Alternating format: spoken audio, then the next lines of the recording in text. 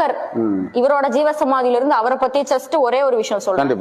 மச்சமுனி சித்தர் வந்து எனக்கு வந்து பசிக்குது, வடை வாங்கிட்டு வா யார்கிட்டயாவது. ஏன்னா முன்னாடி நாள் கேட்டிருப்பாரு, எனக்கு வடை சூப்பரா இருக்கு, அதே இடத்துல போய் வாங்கிட்டு வான்னு. கோரக்கர் சித்தர் போவார், இந்த மாதிரி நேத்து வடை கொடுத்தீங்கல்ல, எங்க குரு ஆசைப்படுறாரு, எனக்கு கொஞ்சம் வடை கொடுங்க. அந்த அம்மா திட்டி விட்டுட்டாங்க, என்ன சும்மா குரு கேக்குறாரு அவரு கேக்குறாருன்னு சொல்லிட்டு வடை அப்படியெல்லாம் கொடுக்க முடியாது, நீ கிளம்பு அப்படின்னு சொல்லிட்டு. அதுக்கு இவர் என்ன சொல்றாரு, கோரக்கர் சித்தர் என்னன்னு சொல்றாரு, இல்ல என்னோட குரு ஆசைப்பட்டாரு, நான் கொடுத்துதான் ஆகணும். அதுக்கு அந்த அம்மா கேட்டிருக்காங்க, குரு ஆசைப்பட்டா கண்ணை கூட கழட்டி கொடுத்துருவியா?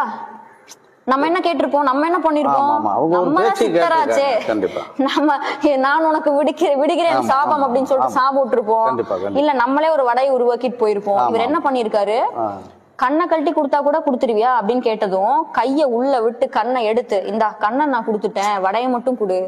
எத்தனை பேருக்கு இந்த பக்குவம் இருக்கும்? அதுவும் நான் கோரக்கர் சித்தர் அப்படின்னு யாராவது தெரிஞ்சு போச்சு அப்படின்னா சொல்ல முடியும். அப்ப கோரக்கர் சித்தர் தானே நான் எவ்வளவு பெரிய ஆளு அப்படிங்கறது தெரிஞ்சிருச்சு. யாருமே அந்த செயல் பண்ண மாட்டாங்க.